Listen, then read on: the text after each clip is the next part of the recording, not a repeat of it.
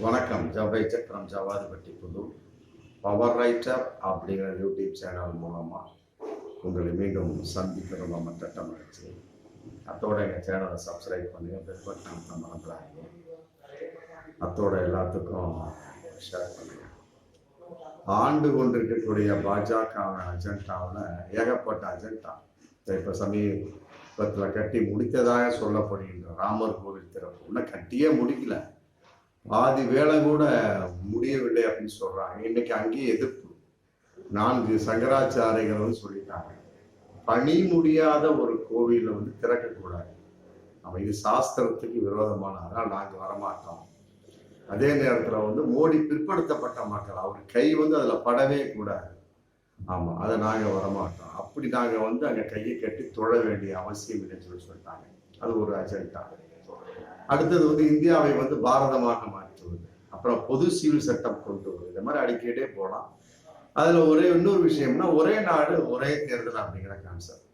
அது வந்து சமீபத்தில் ஒரு 3-4 மாதங்களுக்கு முன்னால அது மிகப்பெரிய ஒரு விவாத பொருளாக வைக்கப்பட்டு, அப்புறம் முன்னாள் ஜனாதிபதி ராம்நாத் கோவிந்த் தலைமையில வந்து ஒரு உயர்மட்ட குழு மாதிரி அமைச்சு ஒரு ஆராய்ச்சி பண்ற மாதிரி ஒரு வழிபாடு. என்ன சொல்ல போற ராம்நாத் கோவிந்த் அவங்க ஆளு, அப்துல் கலாம் மாதிரி அவர் ஆளு, முடிஞ்சு போச்சு. அப்படிங்கும்போது அவர் என்ன சொல்ல போற, பாஜகவின் கருத்தை தான் எதிர்வலிக்க போறாரு. அப்புறம் அதுக்கு எதுக்கு ஒரு உயர்மட்ட குழு கொடுத்துக்கிட்டு அதுக்கு அவங்களுக்கு சம்பளத்தை கொடுத்துருக்கு, தேவையே இல்லை, அதெல்லாம் வேஸ்ட் தான். அந்த உயர்மட்ட குழு என்பது வந்து உண்மையிலே வந்து பூச்சாண்டி காட்டிய ஒரு விஷயம் தான். அதன் அடிப்படையில் ஒரு 2 தடவை கூடி விவாதம் பண்ணாங்க. அந்த ராம்நாத் கோவிந்த் தன்னுடைய சகாக்களோட கூடி விவாதம் பண்ணிட்டு, மற்றபடி இருக்கக்கூடிய கட்சி இந்தியாவில் ஏகப்பட்ட தேசிய கட்சிகள், மாநில கட்சிகள், பதிவு பெறா கட்சிகள் கூட அது 1 லட்சம் கட்சிக்கு மேல இருக்கு. அத்தனை கட்சிக்கு அவங்க அனுப்பல. அதுல செலக்ஷன் பண்ணி 6 தேசிய கட்சிகளுக்கு வந்து உங்களுடைய கருத்துக்கள் என்ன அப்படின்னு சொல்லிட்டு கருத்து கேட்டிருக்காங்க. அதே மாதிரி 33 மாநில கட்சிகள், மற்றபடி பதிவு பெறாத 7 கட்சிகள், அவ்வளவுதான். மொத்தமே வந்து 36, 33, 39, 7, 46. ஆமா 46 கட்சி இந்தியாவில் இருக்குதா? நான் கேட்கக்கூடிய கேள்வி உங்களுக்கு தெரியாதா?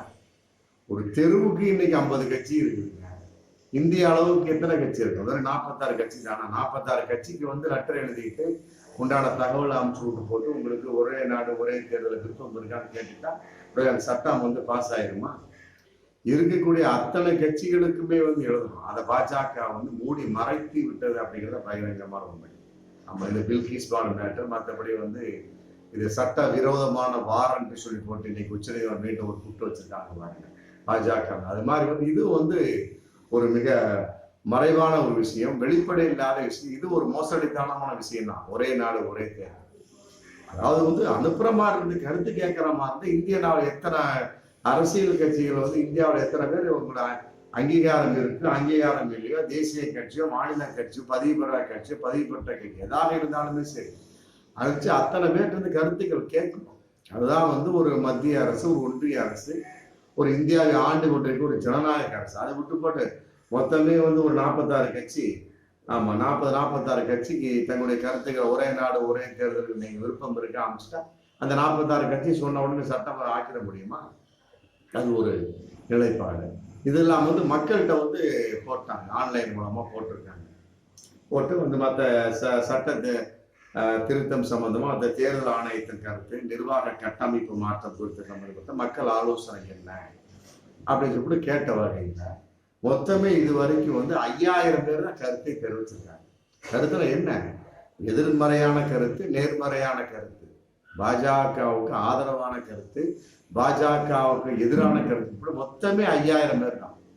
இந்தியாவுடைய மக்கள் தொகை என்ன? 140 கோடிக்கு மேல. மினிமம் ஒரு 100 கோடி பேராது வந்து இன்னைக்கு வந்து அது ஒரே நாடு ஒரே தேர்தல் ஓகே இல்லை, அது அப்புறம் பேசிக்கலாம். கருத்துக்கள் அப்படிங்கிற பதிவுல வந்து இன்னைக்கு வந்திருக்கணும். ஒரு 100 கோடி பேர்த்தையாவது வந்து கடகடன்னு வந்திருக்கணும், இல்லையே? அப்ப என்ன ஆகுது? ஒரே நாடு ஒரே தேர்தல் என்பது வந்து மக்களுக்கு பிடிக்கவில்லை. இந்திய மக்களுக்கு செலவு அதிகமுங்க, கோடிக்கணக்கில் செலவு அதிகம்.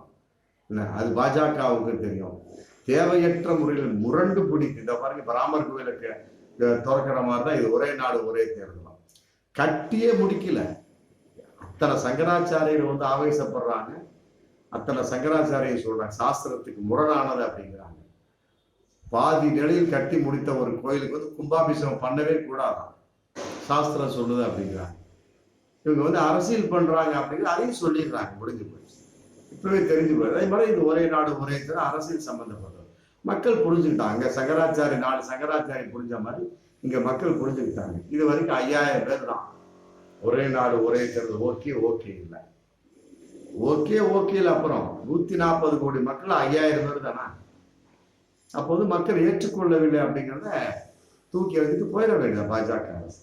அப்போ ஒரே நாடு ஒரே தேர்தல் வந்து தோற்றுவிட்ட ஒரு பாஜகவுடைய அஜெண்டா அப்படிங்கிறத பகிரங்கமான உண்மை.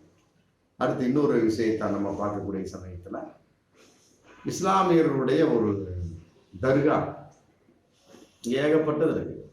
நம்ம இந்திய அளவு ஏகப்பட்டது. அதுல ரொம்ப பிரசித்தி பெற்றது வந்து ராஜஸ்தான் மாநிலத்தில் அஜ்மீர் காஜா முஹையதீன் தர்கான்னு சொல்லி பொறுத்து மிக பிரபலியமான ஒரு தர்கா. அங்க போனோம்னா அங்க எங்க பார்த்தா டெய்லியும் அன்னதானம் நடந்துகிட்டே இருக்கும். ஒரு பக்கம் அன்னதானம், ஒரு பக்கம் தெய்வீக பாடல்கள், மற்ற இன்னொரு பக்கம் வந்து மக்கள் குவியலா கூட்டிக்கிட்டே இருப்பாங்க.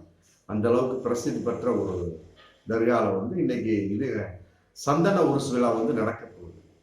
அதுக்கு வந்து மோடி வந்து ஒரு போர்வை, புனிதமான ஒரு போர்வை வந்து பரிசா கொடுத்துருக்காங்க. கூட இன்னைக்கு மிக பிரம்மாண்டமா வந்து அவர் ட்விட்டர்ல பதிவு போட்டுருக்க, நான் புனித போர்வை பரிசாக வழங்கினேன் அப்படின்னு. வழங்கினது ஒண்ணு இல்லை, அது ஒரு மிகப்பெரிய ஒரு பெருமையாக இருக்கட்டுமே. அதாவது ஒரு கையில கத்தியை வச்சுட்டு இன்னொரு கையில சமாதானம் பேசினாங்க, அந்த கதையாக இருக்கு. கொடுத்தது வந்து அஜ்மீர் என்பது இஸ்லாமிய வழிபாட்டு தலம், ஒரு தர்கா. அதே மாதிரி ஒபாமா கூட 2015 கொடுத்துருக்கிறார் அஜ்மீர் தர்காவுக்கு. அது அவருடைய வெளிப்பாடு. அது அமெரிக்க பிரதமராக இருந்தப்ப கொடுத்தாங்க. மற்றபடி இப்ப நாகூருக்கு பாருங்க, சமீபத்தில் ஒரு மாசத்துக்கு முன்னால நாகூர்ல இதே மாதிரி வந்து சந்தன உருசு விழா, அஜ்மீர்ல உருசு விழா, சந்தனம் பூசும் விழா எப்படி நடக்குது அதே மாதிரி வந்து நாகூர்லயும் நடந்தது ஒரு மாசத்துக்கு முன்னாடி. அங்க RN ரவி வந்து வழிபாடு செஞ்சிருக்கிறார். அங்க உள்ள நுழைஞ்சு ஃபாத்திகா பண்ணி அங்கிருந்து போயிருக்கிறார். இதெல்லாம் வந்து ஒரு மனசுக்குள்ள ஒரு தெய்வீகம் இருக்கலாம். அதே தெய்வீகம் வந்து இஸ்லாமிய மக்கள் மேல இருக்கணும் இல்லையா? அஜ்மீருக்கு வந்து இன்னைக்கு கொடுத்துட்டாரு மோடி புனித போர்வை. அந்த அங்க இருக்கக்கூடிய அந்த அடக்க ஸ்தலத்து மேல அஜ்மீர் தர்கா, அவரு காஜா முஹைதீன் அடங்கி இருக்கக்கூடிய அடக்கஸ்தலம் போத்திக்கிறேன் அப்படி சொல்லி கொடுத்த உடனே அவர் செஞ்சதெல்லாம் மறைந்து விடுமா? நாகூர் இதுக்கு தர்காலுக்கு போயிட்டு வந்தோன்னா RN ரவி எப்படியெல்லாம் பாசித கொள்கையை தமிழ்நாட்டில் வளர்த்தாரோ, திமுக எதிராக பாசித கொள்கை குறிப்பாக இஸ்லாமியர்களுக்கு எதிராக தன்னுடைய பிரச்சாரத்தை செய்து மறைமுகமாக செய்தாரோ அதெல்லாம் வந்து இல்லாமல் போய்விடுமா? பாஜக எடுத்துக்கலாம். இன்னைக்கு வந்து பில்கிஸ் பானுவாக எந்த அளவுக்கு மோசடி ஃப்ராடு பண்ணி, அதுவும் இஸ்லாமிய பெண் தானே. அப்படி இருக்கக்கூடிய சமயத்துல இவர் அஜ்மீர் தர்காவுக்கு வந்து இஸ்லாமிய ஒரு வழிபாட்டு தலமான அஜ்மீருக்கு இவர் புனித போர்வை கொடுத்து என்ன புனிதம் வந்துடும்? ஒரு கையில கத்தியை வச்சுக்கிட்டு இன்னொரு கையில யாரோ ஒருத்தர் சமாதானம் பேசினாங்களாம். அது மாதிரிதான் இருந்துட்டு இஸ்லாமியர்களுக்கு விரோதமான அரசியலை விட்டாலே போதும். ஆமா, அதான் வந்து உண்மையான ஒரு புனிதம். அது ஏன் மோடிக்கு தெரியாதா? இந்த பொது சிவில் சட்டம் ரெடியா கொண்டு வந்துட்டு இருக்கிறாரு. அதுவும் வந்து இஸ்லாமியர்கள் விரோதமான விஷயம். அப்புறம் ஒரு பொண்ணு பேசிச்சு, பாஜக பொண்ணு, ஒரு 2 வருஷத்துக்கு முகமது நபி இழிவாக பேசிய பெண். அது என்னாச்சுன்னே தெரியல. அப்புறம் இந்த சமீபத்தில் 6 மாசம் ரமேஷ் பிதுரே அப்படிங்கிறவர் வந்து ஒரு பிஎஸ்பி எம்பியை தரக்குறைவாக, இஸ்லாமிய எம்பி தரக்குறைவா பேசினார். அதுக்கு என்ன நீங்க வெளிப்பாடு பண்ணீங்க? புனித போர்வை கொடுத்தவொன்னா புனிதம் வந்து விடாது. உங்க மனசுல வந்து அழுக்கை வைத்து கொண்டு கையில வந்து வெள்ளையை காமிச்சா இறைவனுக்கு தெரியாதா? இறைவன் கண்டுபிடிக்க மாட்டானா? இதெல்லாம் யார்கிட்ட கதை வருது? இதெல்லாம் வந்து இஸ்லாமியர்கள் மேல என்ன நீங்க தடவுனாலும் சரி, அதை இஸ்லாமியர்கள் கண்டுகொள்வது. இங்க எடப்பாடி தடவிட்டு இருக்கிறாங்க, சிறுபான்மை ஓட்டு வேணும்னு சொல்லி போட்டு வந்து பாரதிய ஜனதாவுக்கு எதிராக எந்த நிலைப்பாட்டு கருத்து கிடையாது, அண்ணாமலைக்கு எதிராக நிலைப்பாட்டு கருத்து கிடையாது அப்படின்னு சொன்னோம்னா தமிழக மக்கள் நம்பி ஓட்டு போட்டுருவாங்களா?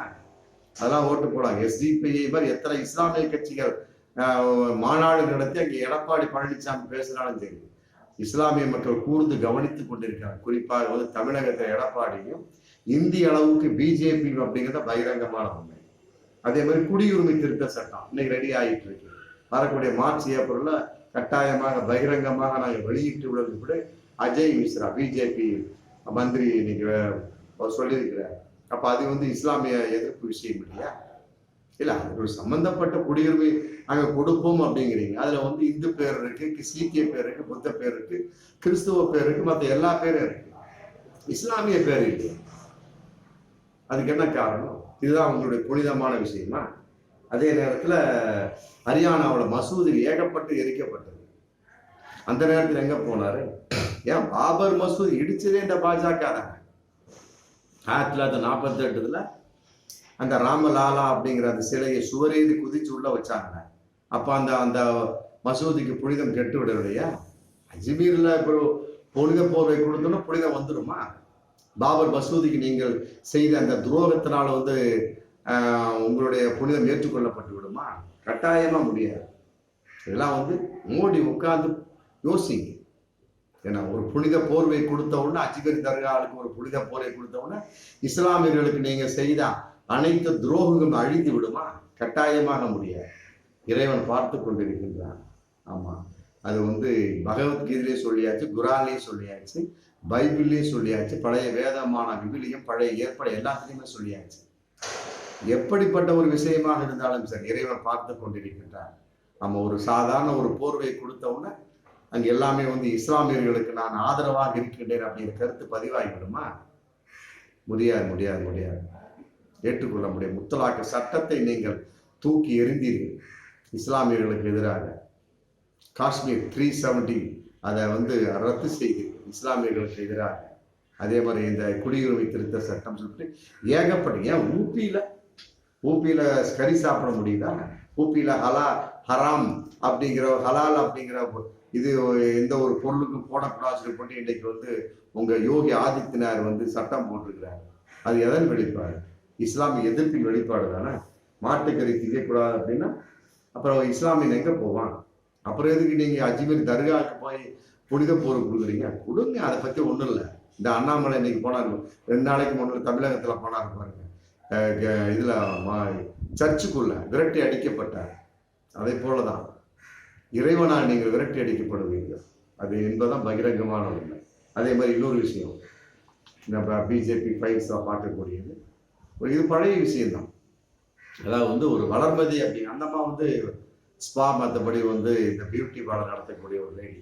அவங்க பாஜகவில் முக்கியமான ஒரு பொறுப்புல இருந்தவங்க. அப்புறம் ராஜினாமா பண்ணிட்டாங்க. இந்த போரூர் மற்ற அம்பத்தூர் சோழத்தில் வந்து ஸ்பா, பியூட்டி பார்லர் நடத்துகிற வகையில் இருந்திருக்கிறாங்க.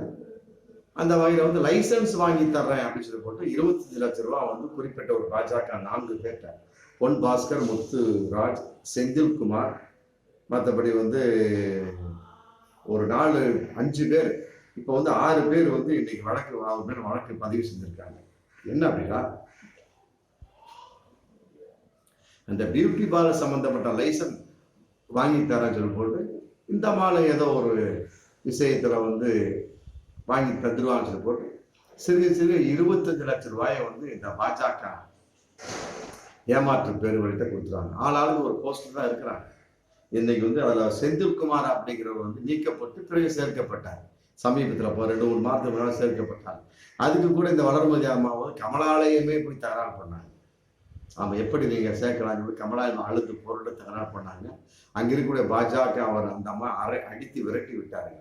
அப்புறம் மீண்டும் போலீஸ்ல கம்ப்ளைண்ட் கொடுத்தாங்க. போலீஸ் எடுத்துக்கொள்ளவே இல்லை. அப்ப திருப்பி போலீஸ்ல கம்ப்ளைண்ட் கொடுத்து 2-3 தடவை கொடுத்தாங்கன்னு நினைக்கிறேன். ஆமா, இது பழைய விஷயம். இருந்தாலும் வந்து இன்னைக்குதான் வந்து வழக்கு பதிவு பண்ணியிருக்கிறாங்க அப்படிங்கிறது புதிய விஷயம். மொத்தம் 6 பேர் வேற. பொன் பாஸ்கர், மற்ற முத்துராஜ், செந்தில்குமார், அப்புறம் மீண்டும் ஒரு பாஸ்கர், மொத்த அதுல கார்த்திக் ராஜா, சிவபிரகாசம் சொல்லி போட்டு மொத்தம் 6 பேர் மேல இன்னைக்கு வழக்கு பதிவு செஞ்சிருக்கிறாங்க. இல்ல, அந்த அம்மா ரொம்ப கஷ்டப்பட்டிருக்காங்க. இது சம்பந்தமா ஒரு ஆடியோவே விட்டாங்க. ஆடியோட அதாவது அந்த பொன் பாஸ்கர், மற்ற முத்துராஜ், செந்தில் அந்த அந்த செட்டு என்ன பண்றதா, அந்த அம்மா நடத்தக்கூடிய அந்த ஸ்பாக்குள்ளே நுழைஞ்சிருக்கக்கூடிய அழகான லேடிஸ் தான் சம்மந்தப்பட்டதை எல்லாமே பூந்து களவாட வேண்டியது. மற்றபடி நினைச்ச நேரம் என்ஜாய் பண்ணிக்க வேண்டியது. என்ஜாய் பண்றாங்க, காசு வர்றது இல்லையா, ஓசிலே என்ஜாய் பண்ணிட்டு ஓசிலே போயிடலாம். நாம் பாருங்க எப்படிலாம் ஒரு மோசடித்தனம் செய்யறது. பாலியல் வன்கொடுமை, பாலியல் பலாத்காரம், காசும் கொடுக்கறது கிடையாது. எல்லாத்தையும் பண்ணி முடிச்சுட்டு இது அந்த அம்மா பொறுத்து போயிருக்காங்க. ஒண்ணுமே முடியல. அப்புறம் அங்கே இருக்கக்கூடிய நம்ம லேடிஸ் வந்து அப்புறம் அலறுவாங்க, என்னங்க நாங்கள் வந்து வேலைக்கு வந்தோம், பியூட்டி பார்லர் வேலைக்கு தான் நாங்கள் வந்தோம், இந்த வேலைக்கு நாங்கள் வரலைங்க, விபச்சார வேலைக்கு நாங்கள் வரலைன்னு போட்டு அவங்க அந்த அம்மாட்ட வளர்மதிட்ட போராடி அப்புறம் அந்த வேலையை விட்டு போகக்கூடிய சமயத்தில் அப்புறம் தொழில் நடக்காது இல்லையா. அந்த அம்மாவில் அப்புறம் தொழில் நசிஞ்சு போய் ரொம்ப மோசமான சூழலை இன்னைக்கு வந்து அந்த லைசன்ஸும் கிடைக்காம 25 லட்ச ரூபா மோசடித்தனமாக பண்ணி அடிக்கடி போலீஸ்ல அலைஞ்சும் கடைசி வரைக்கும் அந்த கம்ப்ளைண்ட் எடுக்கப்படாமல் இன்னைக்கு வந்து எடுக்கப்பட்டிருக்கு. ஆமாம், அதான் வந்து எனக்கு ஒரு புதிய விஷயம். நான் கேட்கக்கூடிய கேள்வி இல்லைன்னா, இது தமிழகம் தானே, பாஜக ஆளாத மாநிலம் தானே, பெரியார் பூமி தானே, எதற்காக போலீஸை அலைக்கழித்தார்கள் அப்படிங்கிறது பகிரங்கமான ஒரு கேள்வி. 7-8 மாசத்துக்கு முன்னாலே அந்த மாதிரி கம்ப்ளைண்ட் கொடுத்துருக்கு. அப்புறம் திரும்பவும் வந்து ஏதோ ஒரு வகையில வந்து சமாதானத்தை வெளிப்பாடு திரும்ப வந்தாங்க, திரும்ப மிரட்டப்பட்டாங்க, கொலை மிரட்டல் பண்ணாங்க, திருப்பி போலீஸ்லாம் கம்ப்ளைண்ட் கொடுத்தா எடுக்கப்படலை. இப்படி இழுத்துக்கிட்டே போய் திருப்பி கொடுத்து கம்ப்ளைண்ட் கொடுத்து இன்னைக்கு வந்து 6 பேர் மேல வழக்கு பதிவு பண்ணியிருக்கிறாங்க. ஆமா, எதற்காக வந்து தமிழக போலீசார் இந்த அளவுக்கு இழுத்தடித்தார்கள்? இது திராவிட பூமி, பெரியார் பூமி, பாஜக எதிரான பூமி, இருக்கக்கூடியது திமுக ஆட்சியில் இருக்கக்கூடிய ஒரு விஷயம். மற்றபடி அவர்கள் கையில போலீஸ் இருக்கு. எதற்காக வந்து இந்த அளவுக்கு அந்த 6 பேர் மேல இவ்வளவு தாமதமாக வழக்கு பதிவு? இன்னும் கை செய்யப்படலாம், அப்புறம் தண்டிக்கப்படணும், அப்புறம் அவங்க ஜாமீனுக்கு போவாங்க, அதெல்லாம் இருக்கு. அப்புறம் ஓடி ஒழிவார்கள், அப்புறம் போலீஸ் விரட்டுவாங்க, பிடிவாரண்டு பிடிதெல்லாம் இருக்கு. மற்ற ஆளாக தான் சாதாரணமா போவார் வருவார் முடிஞ்சு. இந்த பாஜக அப்படி கிடையாது, ஓடி ஒழியக்கூடிய கோழைகளாகத்தான் இருந்துட்டு இருக்கிறாங்க. அந்த அளவுக்கு தைரியம் இல்லாத ஒரு ஆட்களாக இருந்துட்டு இருக்கிறாங்க. அப்படி இருக்கக்கூடிய சமயத்துல ஏன் வந்து தமிழக போலீஸ் இந்த அளவுக்கு அவர்களை 6 பேரை குறிப்பாக 6 பேரை விட்டு வைத்தார்கள் என்பதுதான் ஒரு உண்மையிலே வந்து பகிரங்கமான ஏற்றுக்கொள்ள முடியாத கேள்வியாக இருந்து கொண்டிருக்கிறது. ஆமா, பார்ப்போம் மீண்டும் அடுத்த வீடியோ.